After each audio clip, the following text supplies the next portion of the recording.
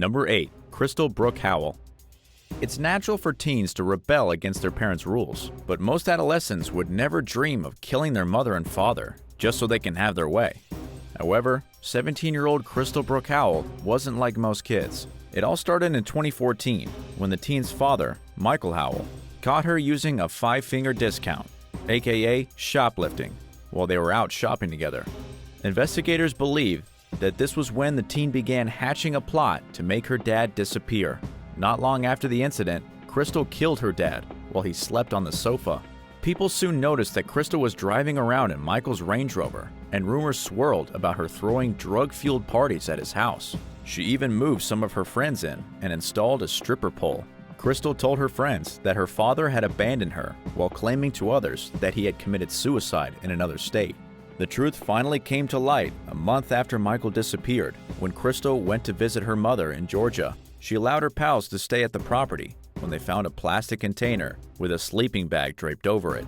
The tote contained Michael's corpse, and it was clear that someone had shot him in the face. The authorities caught up with Crystal at a Motel 6 and charged her with first-degree murder. Her lawyer claimed that she had mental health issues, but the prosecutor argued that Crystal's ability to plan and conceal the murder proved that she was sound enough mind to be held criminally responsible for her actions. She pleaded guilty and was sentenced to a minimum of 30 years in prison. Number 7. Sierra Halseth. When two teenagers think they're in love, it's hard for anyone to convince them otherwise, including their own parents. This was certainly the case for 16-year-old Sierra Halseth and her 18-year-old boyfriend, Aaron Guerrero. Sierra's father, Daniel, forbade the couple from seeing each other, but they were determined to be together at any cost. The young pair decided that killing Daniel was the only way to make the relationship work, so they made a plan and put it into action. When someone found Daniel's stabbed and dismembered body in April of this year, family members had trouble reaching Sierra. In addition to murdering him, someone had also tried to burn his house down. But Sierra couldn't seem to care less, and it didn't take long for her and Aaron to become the prime suspects in the case. In the days leading up to the crime, surveillance footage captured the pair buying bleach, lighter fluid, gloves, and a circular saw. The couple had also posted videos of themselves on social media immediately after the killing, bragging about how they had murdered and tried to dismember Daniel and saying that it was worth it. They also boasted about having lots of sex right after committing the murder, making it clear that they felt no remorse for their horrific behavior. Sierra and Aaron had fled the area in Daniel's car and were on the run in Salt Lake City, Utah, when the authorities caught up with them. The young lover's vision of a picture-perfect escape didn't last very long, and the consequences for it could be lifelong. Sierra was charged with murder and is being tried as an adult. She was spared from the death penalty, but could still spend life in prison. Aaron, on the other hand, was an adult when the murder happened and could face the death penalty. Number 6. Sarah Johnson. According to a 2019 study, parricide, the act of killing a parent or close relative, is the rarest type of murder. And when it does happen, it's usually carried out by an adult middle-class white male with no criminal record. So it's extremely rare for a woman to commit this type of crime. But it does happen. In 2003, married couple Diane and Alan Scott Johnson were murdered in their home in Bellevue, Idaho. Their 16-year-old daughter, Sarah, appeared at a neighbor's house, claiming that her parents had been shot by an intruder. She told investigators that she was awoken in the middle of the night by the sound of gunfire, but they didn't buy the teen's story, especially since she had obvious motive for wanting her mom and dad dead. Just days earlier, the couple had banned the teen from seeing her 19-year-old boyfriend due to his alleged drug trafficking connections. But this didn't stop the infatuated ingenue, who was determined to continue their relationship. Instead of respecting her parents' rules, Sarah fired a bullet into her mother's head while she slept. She then went into the bathroom, where her father was showering, and shot him in the chest. Forensic evidence connected the angry adolescent to the crime, and she was arrested for murder. In 2005, a jury found Sarah guilty of killing her parents in cold blood. She received 2 life sentences, but still maintains her innocence to this day. Sarah's lawyer tried and failed to get her a new trial in 2012, claiming that her previous attorney represented her poorly. When that didn't work, Sarah tried to get her sentence reduced, but the court upheld her punishment.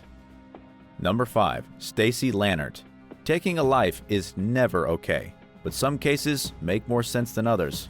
Take, for instance, Stacy Lannert, whose alcoholic father began sexually abusing her when she was 8 years old. As his drinking problem worsened, so did the abuse. Stacy's parents had divorced when she was young.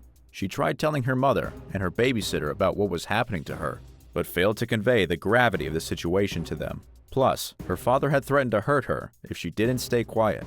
He often became violent when he was drunk, and she was scared.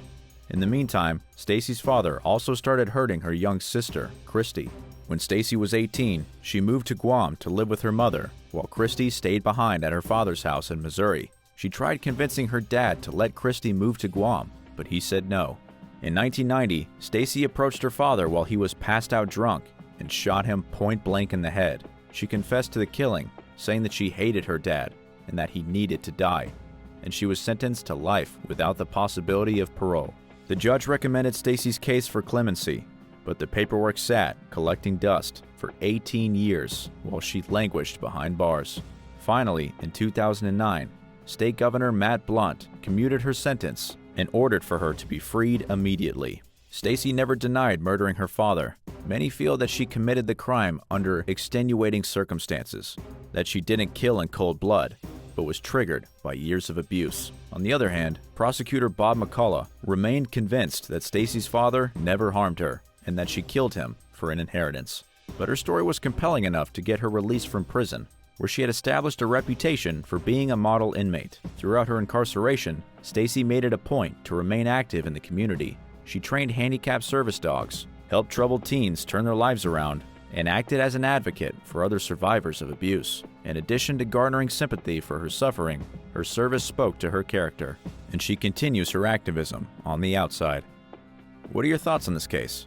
Do you think it's fair Stacy spent almost 20 years behind bars? Let us know in the comments below, and if you're liking the video, be sure to hit the thumbs up and subscribe button if you haven't already. Number 4. Eric and Lyle Menendez. From the outside looking in, Eric and Lyle Menendez grew up in a privileged world, thanks to their father, Jose's high-paying career as a corporate executive in Beverly Hills. They certainly never wanted or needed for anything in a material sense, but things weren't as picture-perfect as they seemed. At least not if you believe the narrative put forth by the brothers. Their childhoods were allegedly fraught with sexual, emotional, and physical abuse at the hands of their own parents. One day in 1989, Eric and Lyle threatened to expose Jose for the lifetime of suffering he put them through. He reportedly responded by threatening to murder his sons.